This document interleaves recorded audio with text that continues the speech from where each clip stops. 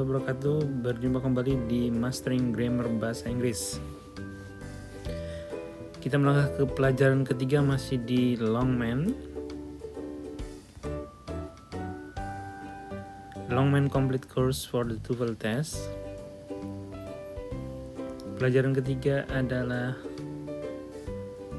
Be careful of appositive.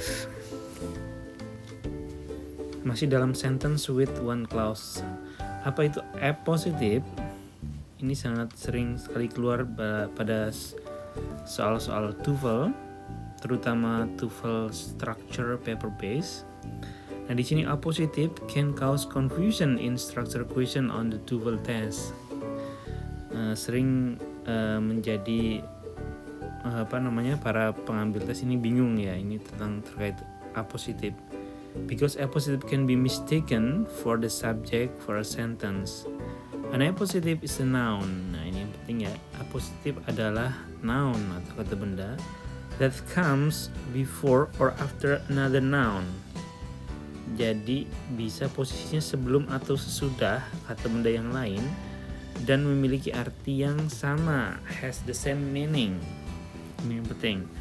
Ya, sekali lagi, appositive adalah kata benda yang posisinya atau datang sebelum atau sudah kata benda yang lain dan memiliki arti yang sama. Untuk lebih jelas kita lihat contohnya. Sally, koma. Nah, ini biasanya ditandai dengan koma. The best student. Nah, ini the best student in the class. Siapa sih the best student in the class? Itu sama dengan Sally ya. Sama, jadi artinya has the same meaning, sama. Jadi siapa itu Sally? Yaitu ya the best student in the class. Baru kalimatnya disempurnakan dengan got an A on the exam. Jadi ini verb dan ini objeknya. Jadi sekali lagi, Sally dan the best student ini memiliki arti yang sama. Jadi misalnya Sally adalah sebagai subjek, ini sebagai appositive.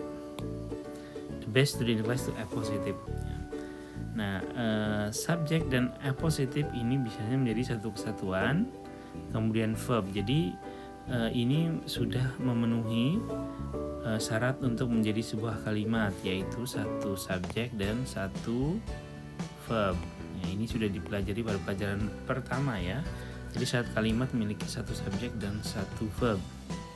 Sally sebagai subjek, the best student in the class sebagai appositive, ini menerangkan si Sally sebenarnya. Kemudian got ini verb, jadi sudah memenuhi kriteria menjadi sebuah kalimat. Ya, untuk lebih jelas lagi kita lihat contohnya. Bla bla bla, koma. Nah, ini ada koma. Kemudian George, koma, is attending the lecture. Nah, ini verb, is attending verb. George ini sebagai subjek, maka ini harus memiliki arti yang sama, pasti adalah appositive, yaitu menerangkan si George.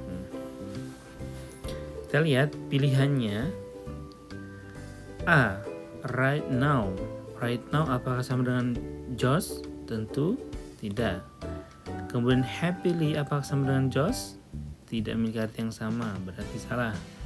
Because of the time apakah sama dengan George? Juga tidak memiliki arti yang sama. Nah, berarti pilihannya hanya satu D, yaitu my friend George. Nah, ini my friend temanku si George ya, artinya berarti yang paling tepat adalah D.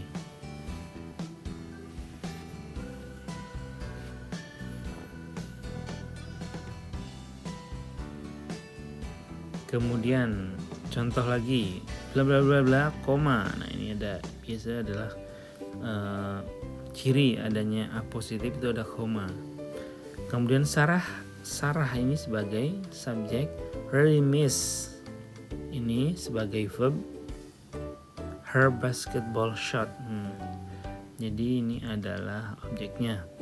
Nah, ini sudah memiliki satu subjek dan satu verb, tetapi di sini ada koma, berarti ini adalah yang pasti adalah appositive. Ya, ingat appositive itu adalah kata benda yang datang sebelum dan sesudah kata benda. Sarahnya sebagai kata benda, posisi sebagai subjek, maka akan diterangkan oleh apositif.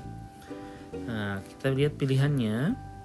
Yang A, an excellent basketball player. Nah, ini juga sudah tepat ya, bisa ya ini, karena menerangkan Sarah. Kemudian yang B, an excellent basketball player is. Nah, ini ada is-nya kalau yang B ini. Is itu kan verb ya, atau auxiliary untuk verb. Maka dalam satu kalimat tidak boleh memiliki lebih dari satu subjek atau lebih dari satu verb. Maka ini kalau B maka akan menjadi double verb ya, jadi salah. Kemudian yang C, Sarah is an excellent basketball player. Ini sudah lengkap subjek verb. Maka kalau misalnya ada dua subjek dan verb, maka harus ada kata sambung. Ini miss ya, berarti salah juga. Kemudian her excellent basketball play. Nah, ini ininya verb ya, ininya bisa menjadi subjek. Maka juga ini adalah salah. Jadi apositif itu noun, harus bukan dalam bentuk kalimat ya, tetapi noun. Jadi dalam bentuk frase, subjek sudah ada, verb sudah ada, maka tidak memerlukan subjek dan verb lagi untuk kalimat with one clause. Maka jawaban yang paling tepat adalah A.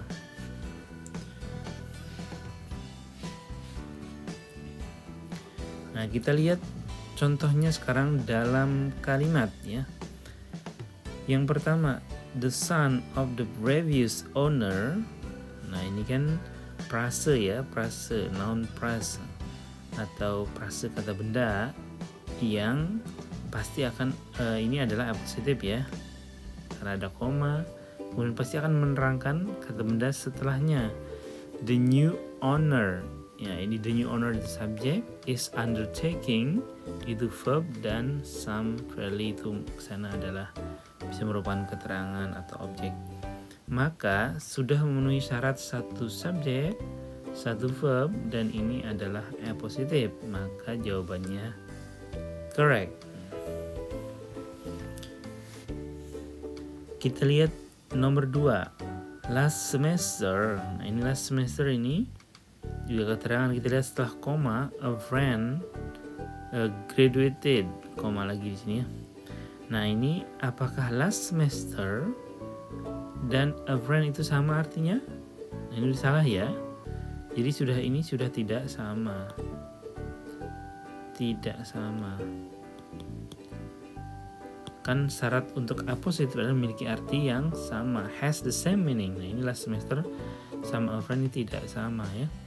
Graduated cum laude from the university. Ini sudah verb, ini sudah objek atau keterangan, dan ini subjek. Sebenarnya kalau tidak ada koma, ini kalimatnya benar. Tetapi kalau ada koma, ini harus mengikuti pattern atau formulanya apositif. Berarti yang last semester harus sama artinya dengan a friend. Karena tidak sama, maka jawabannya adalah incorrect.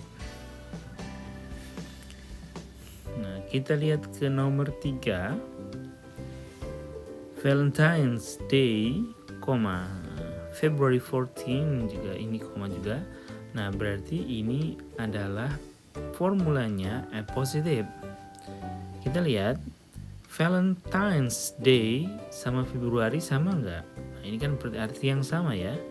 Jadi Valentine's Day itu merupakan apositif. Atau bisa berkebalikan sebenarnya, ini apositif February 14 juga sebenarnya bisa. Atau Valentine's Day-nya sebagai subjek atau subjek. Ini bisa berkebalikan ya, subjek. Jadi Valentine's Day sama February 14 ini sama, berarti sudah bisa. Kemudian is ini verb, special holiday for sweethearts. Ini sudah merupakan objek atau keterangan. Maka satu syarat untuk memiliki satu subjek dan satu verb sudah terpenuhi, dan Valentine's Day dan February 14 memiliki arti yang sama, maka jawabannya adalah correct.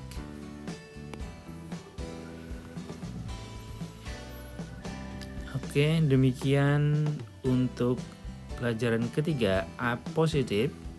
Terus ikuti follow channel kami untuk memperoleh pelajaran-pelajaran bahasa Inggris lainnya, pelajaran-pelajaran basic di structure atau grammar. Terima kasih atas perhatiannya. Assalamualaikum warahmatullahi wabarakatuh.